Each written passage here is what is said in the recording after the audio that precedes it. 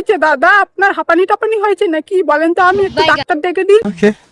ভাত আছে, ডাল আছে, কলমি শাক আছে, কুমড়ো ভাতে আছে, উচ্ছে আছে। আর আপনার মাথাতে একটু ফ্যাট আছে, গোবর আছে, মাথা মেন্টাল আছে। ভাই ভাত খেতে বসে এরকম করে কে কথাবার্তা বলে?